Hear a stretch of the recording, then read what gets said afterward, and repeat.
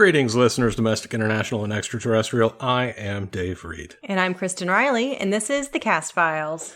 I am a nerd who has somehow never seen The X-Files. And I watched it when it originally aired. Cast Files is a podcast where we watch and discuss every episode of The X-Files, spoiler-free. Today we are powering through Season 3, Episode 22, Quagmire. It originally aired May 3rd, 1996. It was written by Kim Newton and directed by Kim Manners. We've got the Kim team. Oh. Team Kim. Yeah. How'd that work out? Not well. I do remember that Kim Newton wrote a different episode that was also an absolute mess. Do you remember which one it was? It was Revelations. What was that about? It was one Good and Evil, where Scully becomes an agent, a knight of God at the end of it. I don't remember this even at all. Vaguely remember there was a kid. The guy gets shoved in one of the... Oh, yeah. Man, I do not retain these episodes. Unfortunate. All right, so synopsis I have two. We have from the X-Files wiki fandom. In a small town, Mulder and Scully investigate rumors of a prehistoric lake monster called Big Blue. Which, I mean... That's good. Yes. Also from IMDb, we have Gary KMCD, who does a lot of these. Okay. Scully and Mulder head off to Georgia, where there are reports of people disappearing around a local lake. Scully isn't sure why they're getting involved until she sees a highway sign advertising the local version of the Loch Ness Monster called Big Blue. The latest victim is a Forest Service biologist, giving the FBI jurisdiction, but Scully thinks it's all nonsense. The killings continue, and Mulder thinks there is something very real out there. Scully comes around when she is affected by the monster, in quotes, in a very personal way. Thank you, Gary. Your short synopsis was better written than this entire episode. Wow. Brutal. Guest starring Chris Ellis as Sheriff Lance Hint. He was the flight director Clark from Armageddon. Oh. I've never seen that movie, but I definitely recognize this. You haven't seen Armageddon? No, I was not interested in any of those asteroids hit the planet movies. How are you going to be prepared? I'm not. We were all watching so we could prepare. I take it back. I saw Seeking a Friend for the End of the World. I don't know what that is. You didn't see Independence Day? Independence Day isn't an asteroid hitting the planet. No, it isn't. It's just one of those big summer blockbusters that's all about the world ending. I think watching that one in the theaters was the reason I checked out of all of the rest of them. What? I did not like that movie. What? And like 15 years later on MySpace, my best friend from high school just randomly messaged me and said, "You were right about Independence Day." That's hilarious. I was like, vindication. That's really funny. I have no real strong feelings about Independence Day. If you said, "Hey, you want to watch Independence Day tonight?" I would probably say, no.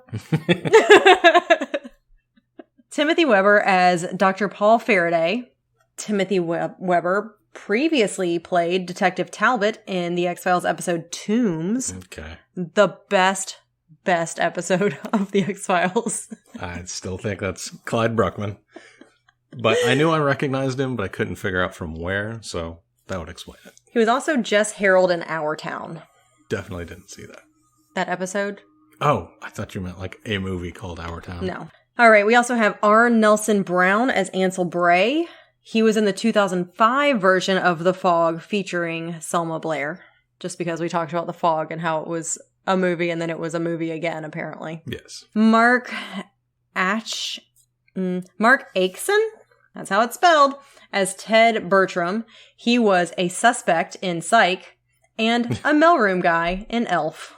Oh, dang. So at least he had a named part here. Peter Hanlon as Dr. William Bailey. He was... Oh my goodness.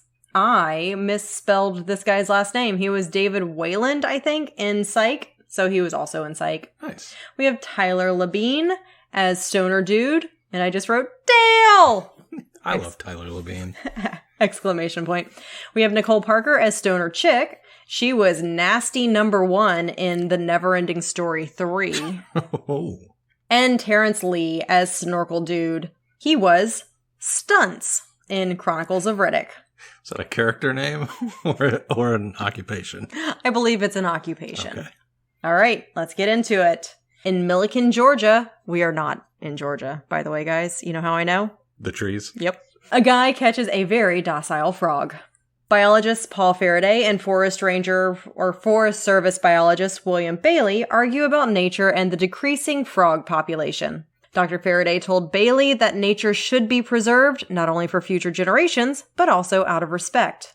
Unbeknownst to Faraday, Bailey hates frogs. He must.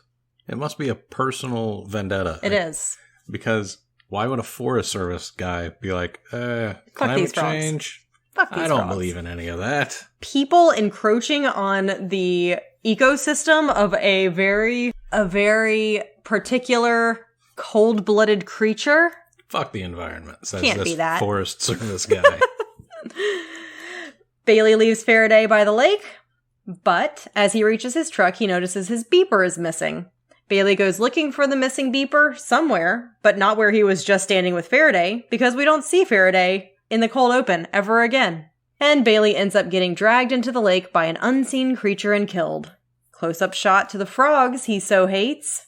I hope this one frog is our antagonist for the entire episode. That would have been a good episode. I kept saying, in the cold open, I hope it's a D&D style giant frog. Yeah. So I shift away from frogs to another creature later on, but right now I'm still pro frog. I am pro frog. Man, I love frogs. Yes.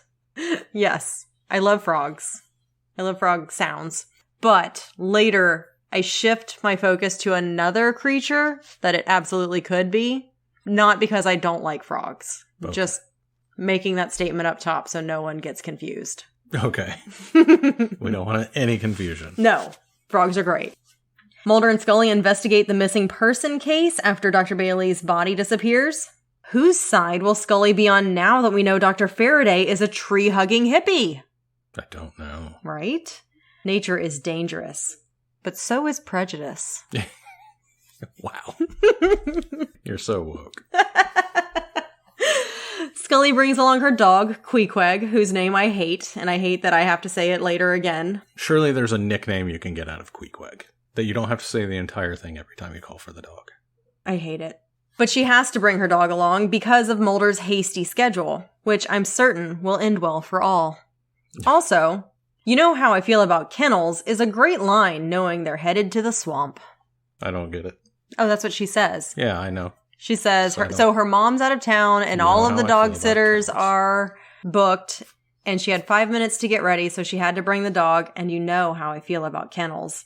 But she's going to the swamp. How do you feel about small dogs in the swamp, Scully? Just fine. How do you feel about small dogs in the swamp in a little while, Scully? She feels less fine. If you had to balance them on the scales, the justice scales of a kennel in your local area or a small dog in a swamp, which do you think would be heavier? I don't know. It's not really a swamp, though. It's just a lake. Is it supposed to just be a lake? Yeah. They keep calling it a lake. I guess they do. And it's in Georgia. I don't think there's a lot of swamp in Georgia. There's a lot of different types of land in Georgia because there is. All along you have the brackish water, you have the ocean, and then the brackish water that seeps in, and then you've got the marshy areas, which, okay, do you want to call it marsh and not swamp? Which I guess is a different thing, but it's all just wet with alligators. Mulder tells Scully about the case of another missing person involving a Boy Scout leader. Scully wonders why a missing person's case would attract Mulder's fascination, because she apparently has never met Mulder, until she finds out that the place is the home of a legendary lake monster called Big Blue. And I feel like this is a stretch even for Fox Mulder.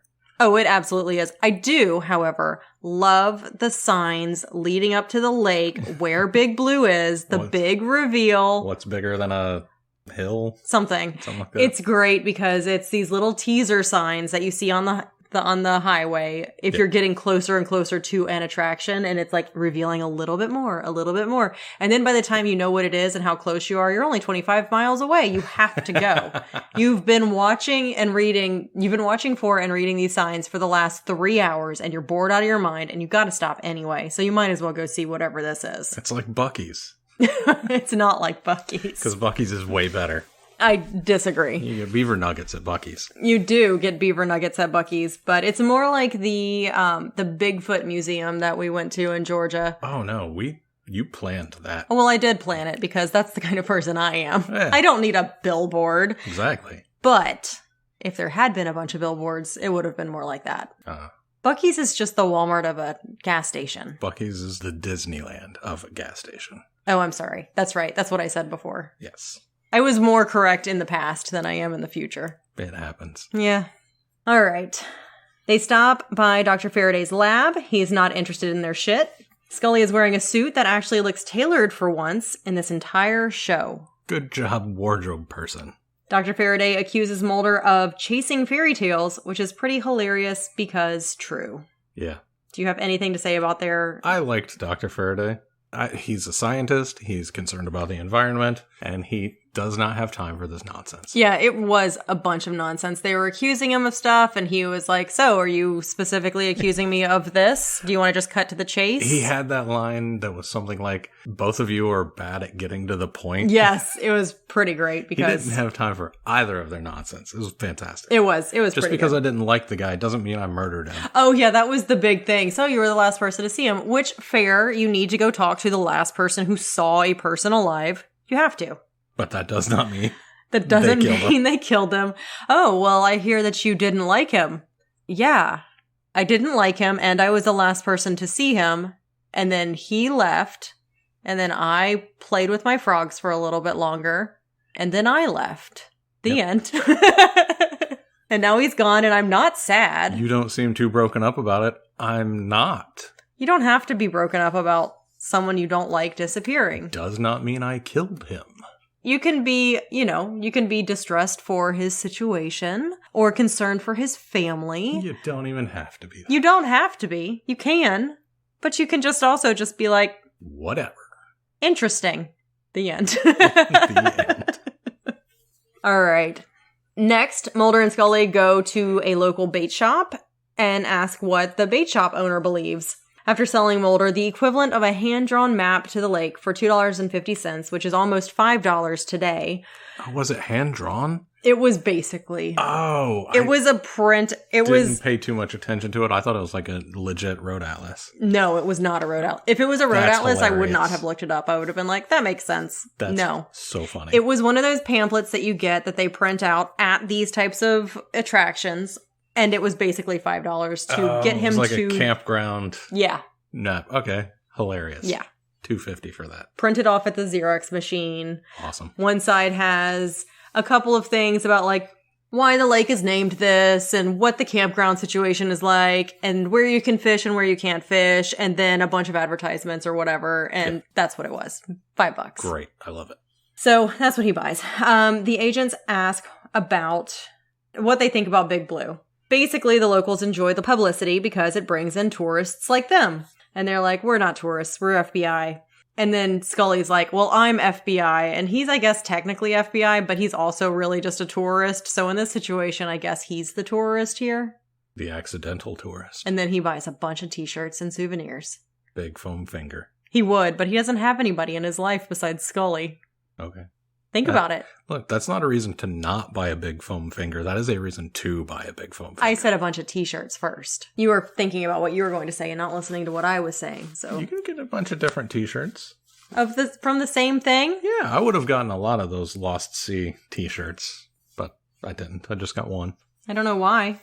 Why would you have gotten a bunch and you didn't? Because some of them are cool. Right. Why didn't you get them, though? You don't need it. Didn't need it. Like, I've only got one shirt from the Bat Conservancy, too.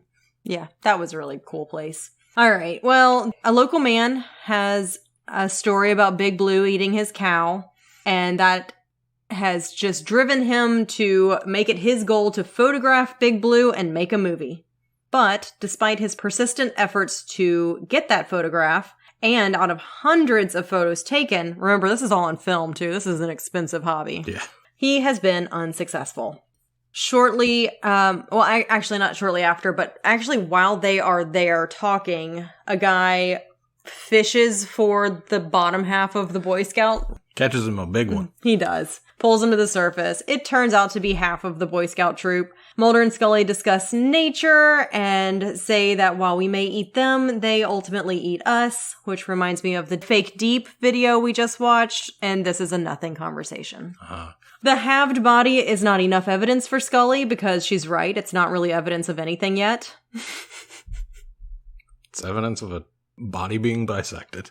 It isn't evidence of Big Blue or anything else. There's not going to be evidence of Big Blue. She believes that a possible propeller in some kind of boat could have done that much damage. It's what the sheriff said happens 8 to 9 times per season. Your lake needs to be shut down. You're killing 9 people a year? And he did say it's people getting drunk and falling off their boats and drowning. Probably not the propeller bit all of those times, but... Your lake is dangerous. He did also say it's got something like 48 miles of shoreline. That means let's just say it's a perfect rectangle. That's not a lot of square footage. It doesn't seem like it. It seems like a lot of... I don't know how many deaths happen in a large lake every year, but this seems like a lot. It does. He was so nonchalant about it. He's like, yeah, people get drunk and fall off their boats and drown. Like, for a month during the summer. The square mileage on that, plus the population density, coming out to 9 deaths per season, not even per year. That's astronomical. That's worse than like the highest crime rate city in the country. It's a lot. And he was just so chill about it. He's like, whatever, this happens constantly. Do you know how many halves of dead bodies I've seen in my time? 74. Apparently. Even if it didn't have the man, he would have been finished off by the nibbling, biting of local fish, is what someone says. And then Mulder says, were they saving the other half for later? Because only one half of the body is gone. The other half of the body is in jeans. Yes. So you know what doesn't get between that guy and his Calvins. You know what does? Tiny little fish. Yes. You know what does save food for later? Alligators? Yeah. That's true. It is true. Look at your cup, too. St. Augustine Alligator Farm? What a wild coincidence. It's amazing. On the contrary, Mulder believes that this mystical creature is a prehistoric dinosaur. By the way, as I was prepping for this episode, this is the saddest sentence I've read. My heart sank. Whatever. Mulder believes in aliens, so he's going to believe in any type of alien. And other cryptids, this is a step too far for me. It's too much. And he goes hard. I didn't pull any of the quotes because it's just too depressing. Yeah. But he goes hard. It's, oh my God. Oh my God. You know what this episode reminds me of? What's that? Quantum Bigfoot. Yes. You were going to do a report on that one. I will, if you guys want it. All right. So something has been attacking people because it is this is what Mulder thinks. Mulder thinks that this prehistoric creature has been attacking people because it is being forced to protect itself from colonization. Not alien, but human. Of course. Reasonable. The frog population was also dying out, meaning that the creature was being driven into the woods to find alternative food sources. The water was being polluted and being used by more people. All right. All of that is reasonable except the dinosaur part. So we return to this once again. What does the X-Files think about environmentalism? I gotta think that they're on board with this thing being driven out of its home is bad. It's still so hard because at the end, they haven't resolved anything. They haven't fixed anything. They haven't even talked about fixing anything. Not about the environment, but they fixed the problem with the episode. I guess. Yeah. There was a resolution. All right. Later that night, the guy from the bait shop walks around with Big Blue feet on to make tracks for the gullible locals and tourists. That's all fine until karma comes for him. This isn't karma. This is a karma chameleon. I don't actually think that he should have been. No. I think this is hilarious. Yeah. If we had gone to the Bigfoot Museum in Georgia and there were Bigfoot feet tracks around like outside, obviously someone wearing Bigfoot feet in mud. It wasn't muddy, so you couldn't really do it in this situation, but that would have been amazing. I'd have been like, this is such a great touch. Fun. Yeah. So honestly, awesome. Good job. I would buy one of your $10.95 t-shirts. Yeah. Even if it wasn't the soft kind. I liked this guy. He was pretty great. But rip that guy. Though initially I said, good job for not yanking him out of those boots that were definitely stuck in the mud. Oh, wait. Queequeg gets away from Scully at some point and finds the feet. So, all right. Well, then we meet the two from the cockroach episode. Young Dale is licking a frog. Tyler Bean. While the woman with him is skeptical. It's like male stoner, female stoner, I think were their names. She's like, I don't think so. And I don't think I want to do that. And he's like, you gotta lick it. And and he licks it. And she's like, is that even a toad? It isn't. It's a frog. Right. And because of what they were doing and how skeptical she was and how much he really wanted to believe this, wanted it. I was like, aw, young Mulder and Scully. Oh my God, I did not put that together. That is a nice touch. Good job this episode for that. They are interrupted. These two are interrupted by a snorkeler who spooks the docile frog, but is eaten before he can replace it with another. As soon as he popped his head out and he was friends with Tyler Bean, I was like, oh no. Oh, this guy. It's not good to be friends with these two. It isn't. These two seem to be okay, but anyone else in their vicinity. I hope they keep showing up. That would be amazing. A couple times this season, just for 5 minutes in an episode, and whoever their new friend is dies. And they're just like, oh, bummer. And they're just too stoned to help much. Yep. Great. Which is my next sentence. The two are too stoned to be of much help, though the sheriff still believes it was a boat prop. That is, until the sheriff is ganked into the water. That's way later. No, it happens in the next scene. No, this is after another person dies. Who dies? Ansel, the photographer. No, he dies after. Oh, he does die in between. Yeah. There's a lot of people who die in this episode. Lots of death. So, but anyway, that's really what happens. They go... He doesn't believe it until that happens. That's true. That is a true sentence. And also, that scene is so fast. Do you have anything specific to say about that scene? I can't remember where it took place, actually. He was setting up to get a picture of Big Blue. He had an inner tube in the water that was covered in meat. And then instead of going for the meat, he gets pulled into the water? No, it comes out of the water. The gator comes out and gets Ansel. Then they're looking at the scene. And, the sheriff is like throwing a grappling hook into the water. Oh, yeah, because he's trying to dredge the body out of it? Yes, he's trying to dredge the body with a grappling hook. Yeah. And he says, hold on, give me a few more minutes and I'll get this done. But then he gets ganked into the water, which is literally right at this same time. Yeah. But, as you pointed out, you're like, holy shit, he got pulled all the way like 20 feet. He got yanked 20 feet out from the shoreline. He did. And then had to swim back. And the gator was strong enough to yank him out that far and then not really interested in killing him. Maybe because he just ate. But why would he? He's just fucking with the sheriff. Maybe the sheriff grabbed onto him and with the grappling hook and he yanked it off of his body or like swooshed his tail or something. I don't know. There's literally no movement in the water of any of this. Nothing actually is happening. It's so poorly shot. It really is. There's a lot. So much of this. Oh my God. And this is Kim Manners too. And so much of it is poorly shot. I wonder what he has to say about this episode. If he was just like, this is a bunch of bullshit. I don't want to do it. Because he's normally pretty good. Yeah. I don't know. This whole episode, everything about this episode was bad. Yeah. Weird. Very weird. Well, all right. So the sheriff gets pulled into the water. Something touches him, and now he's decided that it's time to shut down the entire lake, which he was adamant about 4 minutes ago that couldn't be done because of how large it is, and the National Guard would need to be called in. But now that a fish touched him, he has to... Something's got to be done. Nothing... I just want to be clear here. He's in the water, and something brushed up against him. It didn't nibble on him. It didn't bite him. It didn't grab him. There's no blood. There's nothing.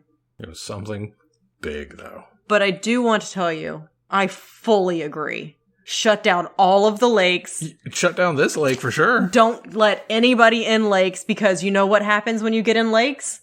Something can brush up against you. It's true.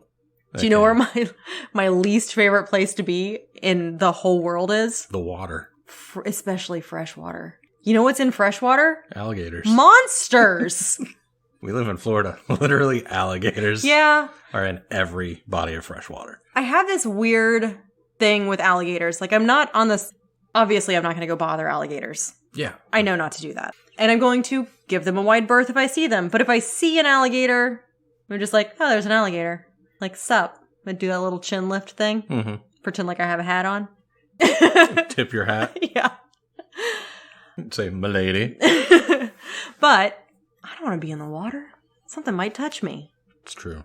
It could be a fish. It could be one of those alligator gar. Have you seen those things? Those things are nasty. Those are so scary. You know what? Even worse than an alligator, because an alligator is probably not going to bother with you in most circumstances, minus this one. Snapping turtles. Snapping turtles will come at you just for existing. Yeah, that's true. They will. That and water moccasins, they will also come at you for looking at them. Or not looking at them. If they see you, you're free reign. It's better to stay out of the water, guys. All right, the two agents decide to have a little stakeout or something while Mulder looks through all of the crappy, unclear pictures taken by the determined local who lost his cow and then his life to whatever's in the lake. Scully takes Queequeg out for a walk. Unfortunately, it's his last because for some reason she refuses to even try to hold on to that leash. Her grip strength is so terrible. That dog weighs all of 3 pounds, and it just yoink right out of her hand. You know what happened right before she took the dog for a walk? She was eating a stick of butter barehanded. Maybe, but here's what I was thinking. She was in there in the stakeout and getting really bored, so she's like, you know what? I'm going to sit on my hands until I lose all feeling in my hands. She was planning on doing something different? No, she just had to take the dog out? She just wanted to make her hands go numb, so she's just sitting on her hands, looking at these photos she doesn't want to look at, but it's just like another thing to do. And then the dog needs to go out, and she's like, oh, shit. Okay, well, I'll go take the dog out. And she tries to hold on to the leash, but she can't because now her hand doesn't have any blood in it. That's as good an explanation as anything else. Other than she straight up Willy Wonka'd it. The dog took off and she went, oh, don't stop, come back. Honestly, that's how she feels about this dog. She has no warmth for this dog in any of the scenes she's in with this dog. It's obvious she doesn't like this dog. All right, so anyway, that happens. Scully never does see what bit through the dog's leash or what got the dog. Mulder, being as sympathetic as he can, which isn't much, decides to go out for a boat ride and quench this mystery once and for all. He also asks Scully if she can drive a boat, which... Yeah, her dad was a boat guy. That means it's instinctive. Sure. And then I wrote, please note, a small dog is not equivalent food to a human man or a bunch of frogs. The range of things that whatever this is going after is like, oh, all of the frogs are gone? Let me go after an entire human is a jump. Yeah. Frog to fluffy dog? That's a good stopgap. It's a better range. Yeah. Production note. This episode marks the final appearance of Scully's dog, Queequeg. Clearly. Which was previously seen in Clyde Bruckman's Final Repose and War of the Copperphages. In a 2013 Ask Me Anything forum on Reddit, Gillian Anderson joked, or perhaps not, that she was not sorry to see Queequeg go. Quote, that dog killed people with its farts, and it deserved to die a nasty death in the mouth of that alligator or whatever it was. Ugh, I had to shampoo it or walk away every few seconds because these puffs of nastiness kept happening. Oh, Jesus. Unquote. Which, to me, means that someone was not feeding that dog proper food. Yeah, whoever that dog's handler is bad. And I have to say, that dog's handler was not the same handler as who did all of the cockroaches, because that woman worked with so many cockroaches and none of them died except that one of old age. Yeah. Which is my favorite. Good X-Files fact. It's my favorite fact of all of the X-Files so far. It's a good one. That and now I know how to hotwire a car. No, you don't.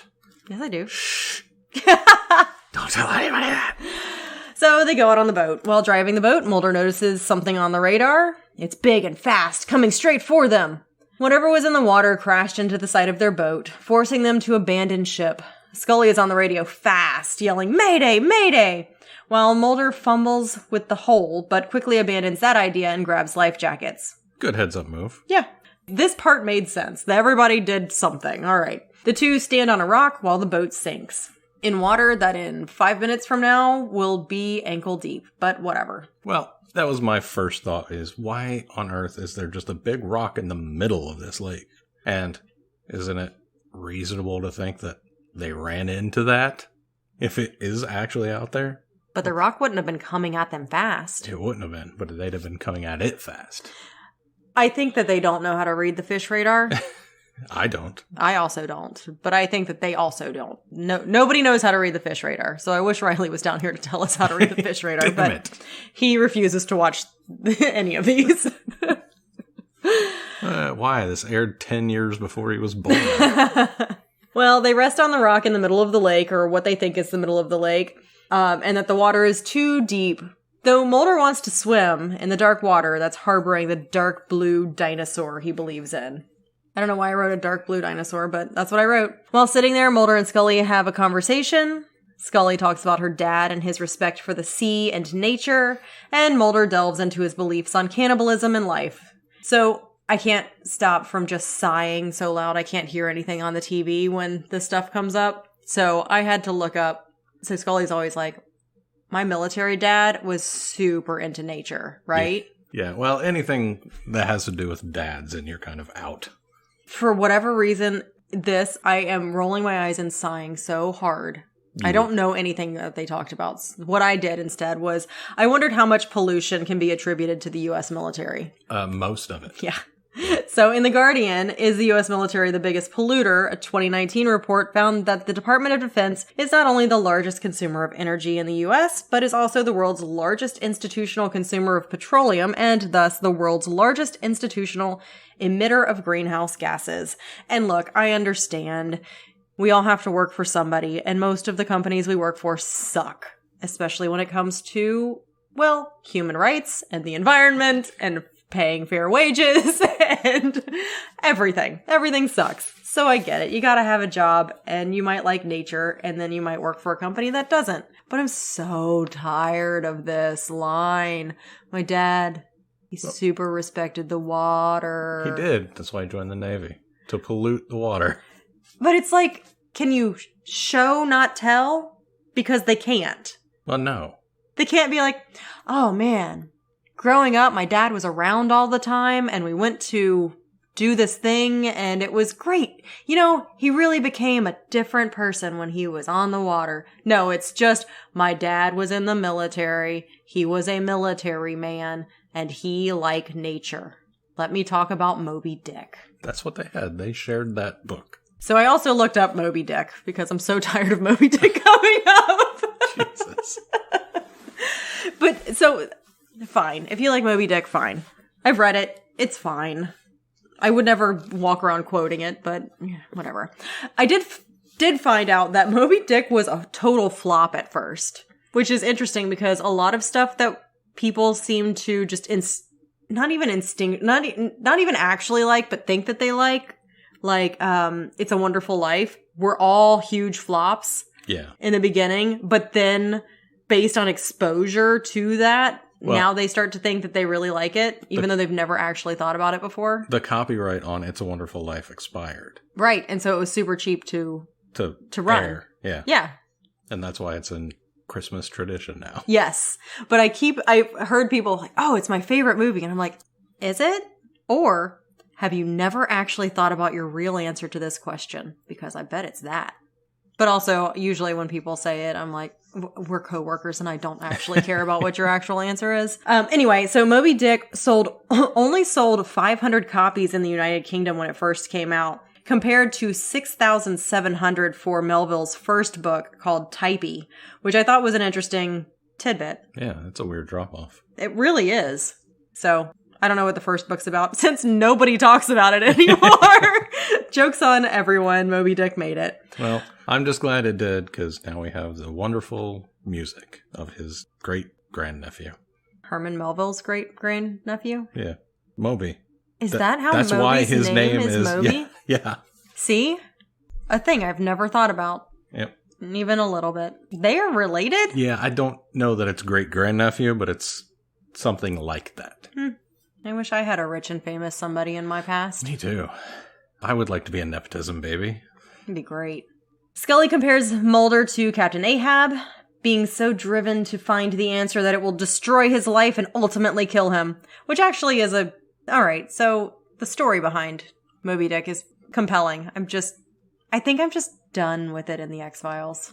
Well, I think it took her way too long to come to this conclusion. That's her favorite book and her favorite guy, apparently. I mean, it's right there. It's a 1-to-1. It really is. Comparison. And I feel like we've already done this in the other episodes where this has come up. I don't think she compared him to Ahab directly until just now. Did we do it?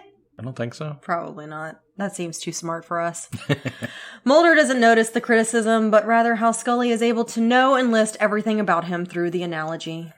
Production note, Darren Morgan reportedly made uncredited contributions to the script, particularly the conversation on the rock. Hence, there are several references to the previous season 3 episodes. Dr. Faraday discovers them sitting on the rock because they're fairly close to shore. It's all very absurd. It makes a lot of sense. It really does. There's a good exchange here again where Dr. Faraday is the only adult in the room. Yeah. And they're like, wait, why are you out here? And he's like, because the frogs that I've been studying for the last 3 years. Again, they want to accuse him of something. Right. And again, he's out like, right now. Shut up. Yeah. How did you come to rescue us? He's like, I didn't come to rescue you. I could just hear you guys talking from the shore. Yeah. Also, I brought a flashlight with me out here. Why did you guys not bring a flashlight? They did have a lantern. It burnt out eventually. But why didn't they just have... They always have flashlights. You just talked about recently how flashlights are the third and fourth characters in this. Well, they were in the boat. They didn't have time to grab them from the boat, I guess. Shrug. Okay. Frogs. Shrug. Yay. All right, well, whatever. Like I said, it's all very absurd. Later on, Faraday is attacked by something in the woods. Later on that night, still in the same night. He is hurt, but does manage to survive. And I've decided it's armadillos now. That's right, you did say armadillos. All right, and so the reason I said armadillos is because we recently went camping up in around the Gainesville area, and as the sun was setting, we saw the deer. And then once the sun set, we just kept hearing these things walking through the leaves. And we're like, I've never heard deer be so noisy. And for a good half hour. For a long time. We were expecting to shine a light and see a deer. And we just kept shining lights and seeing nothing but whatever was walking through the leaves. And so there was a lot of the rustling in this episode. Yeah. And so I was like, never mind, it's armadillos. Nice. Because eventually you finally shined a light on one of them, realizing it must not be as big as a deer. It must be something smaller, and it was an armadillo. And man, they were just everywhere. Is this the scene, are they talking to Faraday when Mulder says something about how it's survived for thousands of years? I think so. These people who believe in the plesiosaur being in Lake Champlain and Loch Ness and other places, what do they think the lifespan of the dinosaurs was? Because if there's one of these things, it's not reproducing. It's never made sense to me, but it's also one of those things I just can't hold my attention on for long enough for me to even play that fun little game. It's the only cryptid that genuinely annoys me. Look, guys, there are monsters in the lakes. They're just not. It's just not a plesiosaur. And you know what? What? We all know there are monsters in the lakes. Yes. Sometimes people fish them out. They're scary looking fish. Or alligators. Yeah. Or sometimes turtles. I see those just in retention ponds in neighborhoods all the time. Or snakes. Or amoeba. Or skin-eating bacteria. Stay out of the water, guys. Mulder races after the creature into the dark away from his two companions, because that's what you should do when someone's being attacked in the middle of the night. The creature surprises and charges Mulder, who empties his gun into it before it finally dies. Yeah, but here's the thing. Alligators can run at 40 miles an hour. I don't think he'd have had time. I don't either. Also, I was wondering... That was also an in-joke between us. Oh, I know. I meant to look it up, but I don't think alligators tend to hunt at 1 a.m. Probably not. I'm not going to bother to look it up either, because I don't go out in the lakes at 1 a.m. No, just don't do that. Yeah, just don't do that. It's so easy. It's so easy to not do that. But also, this isn't how alligators behave. No, they absolutely will not bother humans if humans are not bothering them or their nests. Right. Don't feed an alligator. because then they'll get used to humans being... Humans equal food. That is a whole separate situation.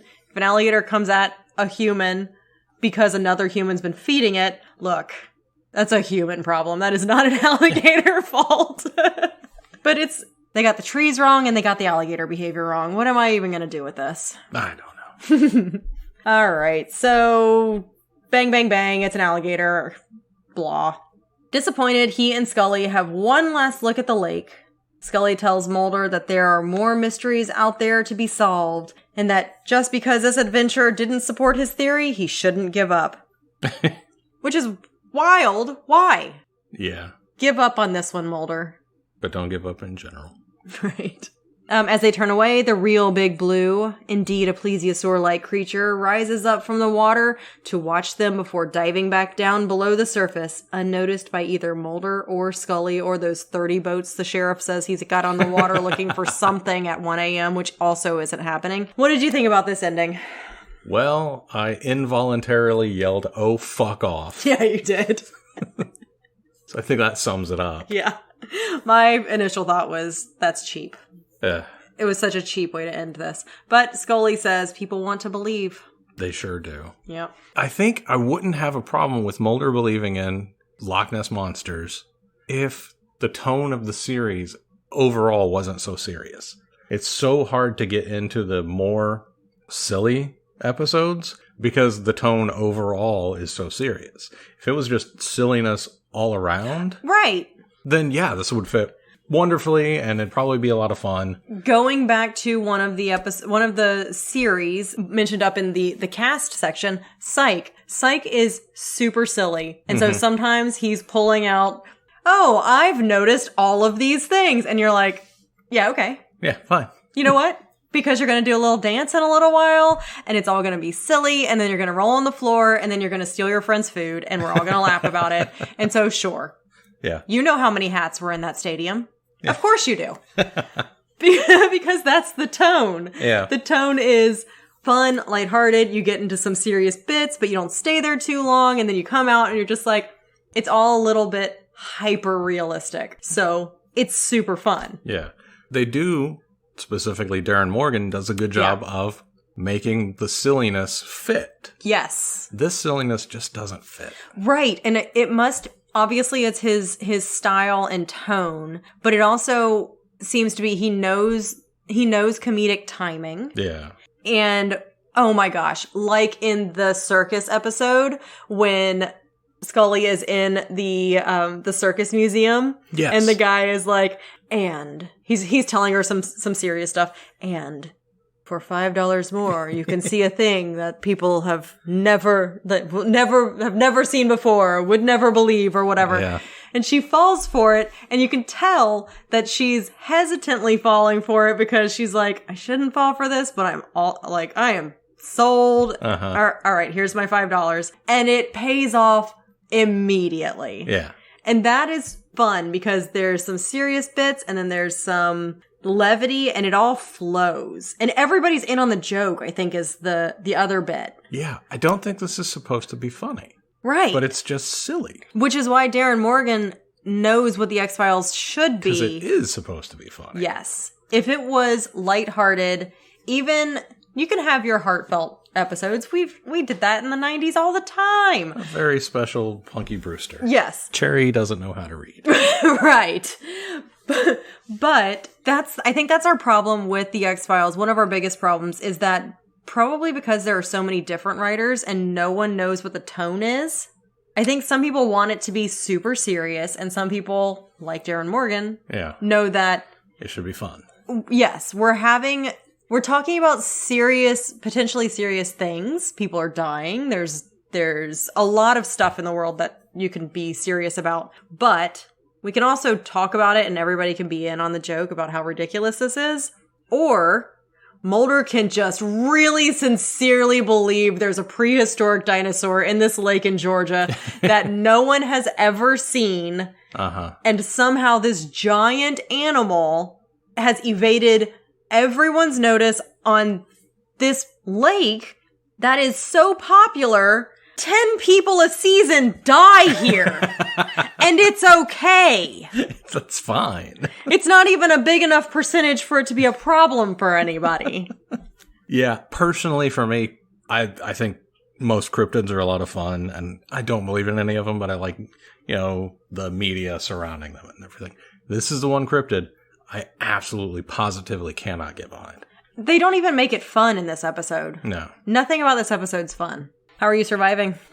Serpentine running motion. No, you can't do that. Don't do that. That's not true. Zigzag.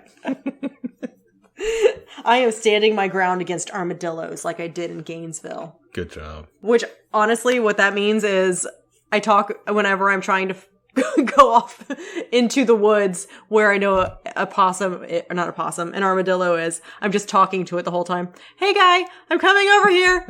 I'm not trying to scare you. I'm just coming in this direction, and you're also over here in this direction. You gotta treat those armadillos like you do grizzly bears. Just talk to them the whole time. Let them know you're there. You don't want to startle an armadillo. That could end in disaster. That's right. Who are you shipping? Nobody. I hated everything. I am shipping Scully in one of those grip strength things. You don't like that she just sits on her hands until I fall asleep. She did not put any effort into not letting that dog go. No. Oh my gosh. That dog weighs less than our cats. Oh, this was so ridiculous. It was wild. Anyway, boo this episode. Yep. The Cast Files is produced by Kristen Riley and Daive Reed. Edited by Daive Reed. You can find us on Twitter at Cast Files. You can find me on Twitter at Daive Reed. That's DaiveReed. You can email us at thecastfiles. That's the with 2 E's at gmail.com. If you could please go rate and review us on Apple Podcasts, give us 5 stars, and tell us that we are doing phenomenal things. Artistic, wonderful things. We are raising the bar on podcasting. We would love you forever for that. We have a TeePublic store. You can go buy t-shirts and stuff there. Music by House 6. Logo by @OokaArt. That's OOKAART.